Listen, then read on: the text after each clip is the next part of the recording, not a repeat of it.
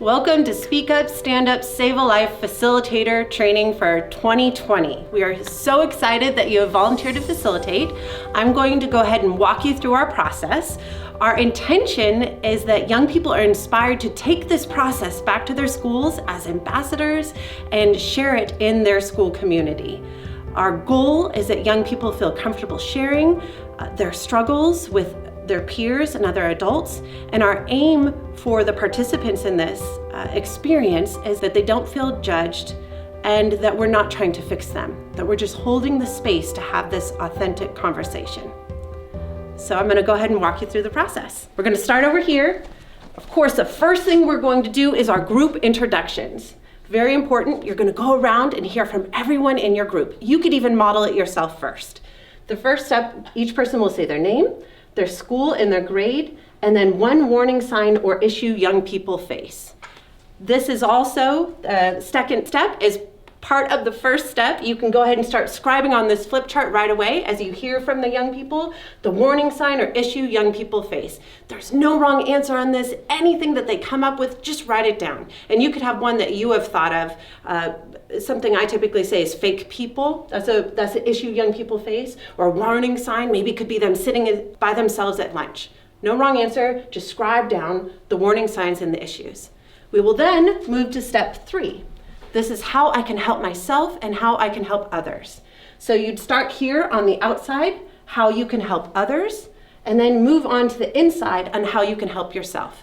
These are just brainstormed ideas. Again, no wrong answer. Whatever a young person says or anything that comes to mind from anyone in your group, just go ahead and scribe them down. We will then move into how we can engage adults in this journey. And we're going to give advice to adults. We're going to talk about what has worked from how adults have responded to young people sharing their issues or their struggles, and what really hasn't worked. We really want people to talk from their experience of what they've had with parents or teachers, different community members. Again, there's no wrong answer on here, and we'd like you to just really brainstorm. What are some things that work with adult behavior, and what are some things that don't? Our final step is our future flower. We're going to talk about what are our future actions and commitments. On the outside petals, you'll brainstorm what could be those future steps we could take. What are the future actions we could take back into our communities? Simple thing like a smile on our school campus. And then as a group, we'll kind of end here on the center of the flower. What are some things we're committed to doing differently? Maybe something we have already been doing that we want to continue to do, but a commitment that we're going to take after this experience forward into our lives. So those are the 5 steps that we're going to take, and have fun. All right, now we've got some additional hints and clues for you as a facilitator. 1, you're going to need to set up your space. We are going to be in Grand Canyon University Stadium, so if you do choose to remain in your stadium seating, maybe have the center area of where you're sitting, have no one sit, so you can actually sit around in a circle, or you can choose another space in the building. You can sit on the floor, but make sure everyone can see each other, particularly for the group introductions. Again, on the group introductions, you need to hear from everyone. Go around. You can model it yourself first. You need to hear from every single young person. If that takes you a good chunk of time, that's fine. It will help to break the ice for the rest of the process. Another key piece as the neutral navigator of this process, as the process guide, is that you need to affirm participation, be neutral on the content. You don't need to respond to what they're saying, make any judgment on it, other than affirm their participation.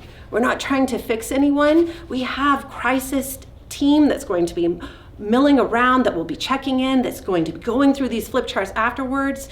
You can raise your flag, and the code is to ask for a red marker if you need any additional help with a student who might be struggling. But you're being neutral on what their responses are, just getting them to participate. You need to avoid summarizing. Ask questions to elicit. When you summarize what somebody says, you take the power out of their words and put it into yours. So allow the young people to say what that is that they're saying. If maybe people can't hear, maybe ask them to say it a little bit louder, or ask them to say a little bit more about how they've experienced that, rather than trying to say it in your own words. We're trying to avoid calling out one individual. On the group introductions, we definitely want to hear from each young person. After that, we really want the young people to choose how they participate. So don't call them out. A key for that is that 80% of our communication is through our body language. So make eye contact with the young people, engage them through paying attention, and if they look away or choose not to respond, that's okay. They're still considering these questions, they're still listening to the answers, and even considering what their response will be. We definitely want you to avoid why questions. Why? Why tends to make people feel on the spot, can make them have to explain a whole long story that may not necessarily be the place and time for that. So you could ask them to say a little bit more, hold back on your whys. Maybe you could have them share a little bit of their experience. We want you to allow time for individual thinking. You don't have to fill up the space with talking. A nice part of holding this space potentially will be to be quiet with each other and somberly consider what we've discussed and what we could actually do to help ourselves, how we could help adults, how we could figure out what our future actions would be. So don't feel like you need to fill up the space with talking. Maybe just ask for people to tell a little bit more about what their examples are. And that's exactly what I just said, being comfortable with silence. We don't have a lot of time where we really take with our young people to just sit and hear what their stories are and what their solutions are. And the best questions need time for the young people to even consider what their response will be. Sometimes a question may not be answered until a month from now, but you holding the space, letting them know that that question and them considering it is important to you is what we're looking for. So thank you.